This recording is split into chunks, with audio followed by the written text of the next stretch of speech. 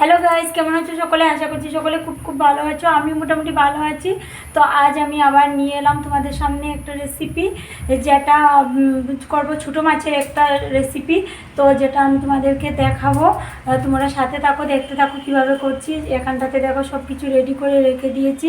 তো দেখাচ্ছি আমি কীভাবে করছি। প্লিজ তোমরা সাথে থাকো, দেখতে থাকো প্লিজ বন্ধুগণ।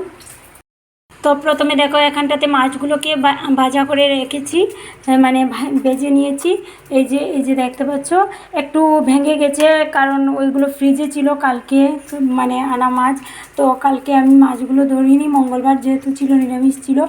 আর এই যে দেখো এখানটাতে সব কিছু গ্রাইন্ড করে রেখেছি, মশলা, কাঁচা লঙ্কা, আদা, রসুন, পেঁয়াজ, টমেটো সব কিছু গ্রাইন্ড করে রেখেছি।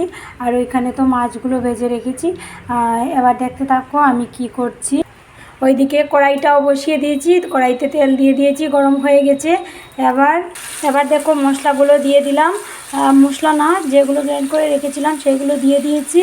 এবার একে একে সব কিছু দিতে হবে, নুন, হলুদ সব কিছু দিতে হবে, লবণ, যা যা লাগে আর কি সব কিছু দিতে হবে। তো দিয়ে দেবো এগুলো। এক হাতে মোবাইল ধরে আর এক হাতে করে করা যাচ্ছে না, তাই জন্য স্টপ করে করে করছি, তো কিছু মনে করো না তোমরা। আবার দেখো এখানে যা যা দেওয়ার সব কিছু দিয়ে দিয়েছি, লঙ্কা গুঁড়ো, হলুদ গুঁড়ো, জিরে গুঁড়ো আর নুন দিয়ে দিয়েছি। এবার ভালোভাবে কষিয়ে নিতে হবে মশলাগুলোকে।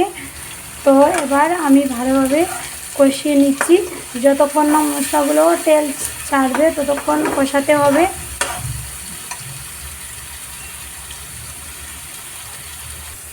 তো দেখো ভালোভাবে কষানো হয়ে গেছে, মোটামুটি আর কি কষানো হয়ে গেছে।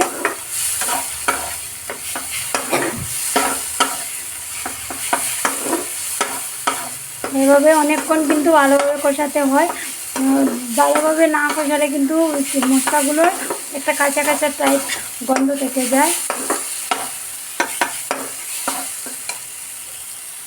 তো মোটামুটি কষানো হয়ে গেছে দেখো। এবার দিয়ে দিতে হবে সামান্য পরিমাণে জল।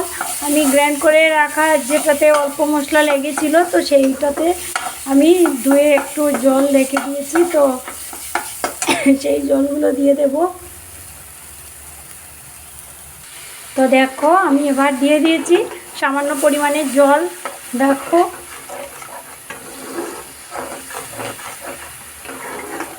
এগুলো জলগুলো একটু ফোটার পর, সামান্য পরিমাণে ফোটার পর তারপর আমি দিয়ে দেব মাছগুলো। আর মাছগুলো দিয়ে আরও অল্প জল দিয়ে, তো এবার এগুলো অল্প ফুটে গেলে অল্প পরিমাণে জল দিতে হবে।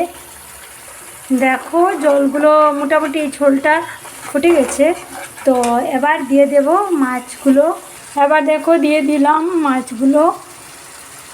মাছগুলো দিয়ে দিলাম। তো গ্রেভিটা একেবারেই টাইট হয়ে আছে, তাই জন্য গ্রেভিটা আরও অল্প পরিমাণে জল দিয়ে দিতে হবে।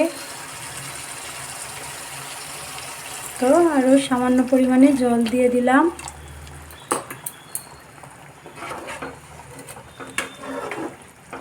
এবার কিছুক্ষণের জন্য ঢাকা দিয়ে রেখে দেব। দেখো কালারটা তেমনভাবে আসছে না, কারণ কারেন্ট নেই, ইনভার্টারের লাইট দিয়ে একটা লাইট জ্বলছে, তো সেই জন্য কালারটা বেশি দেখাতে পারছি না।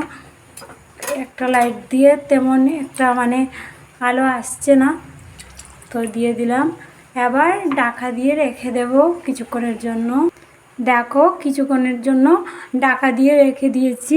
তো এবার যতক্ষণ মানে গ্রেভিটা টাইট না হচ্ছে ততক্ষণ নামাবো না, ততক্ষণ পর্যন্ত এরকম ঢাকা থাক। তোমরা সাথে থাকো, দেখতে থাকো বন্ধুগণ। এবার দেখো ঢাকাটা তুলে নিলাম, দেখো কত সুন্দর হয়েছে, গ্রেভিটাও টাইট টাইট হয়ে গেছে। এবার নামিয়ে নেব। এবার দেখো নামিয়ে নিয়েছি, কত সুন্দর হয়েছে। যদি দিন হতো তাহলে বন্ধনে পাতা দিতাম, তো সেগুলো আনতে ভুলে গেছি, তাই জন্য বন্ধনে পাতা দেইনি। দেখো কত সুন্দর কালার এসছে, জানি না খেতে কেমন হবে। তো এবারের মতো এতটুকুই।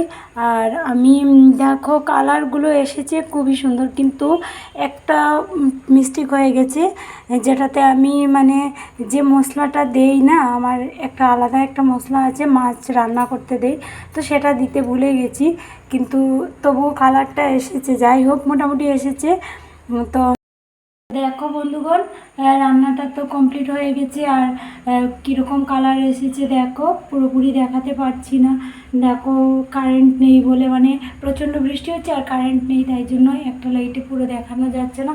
তো কেমন লাগলো আমার রেসিপিটা, কিভাবে করলাম, যদি ভুল ত্রুটি হয়ে থাকে তোমরা জানিয়ে দিও। আর টাটা, আজকের ভিডিওটা এতটুকুই। তো তোমরা সকলে খুব খুব ভালো থেকো, টাটা।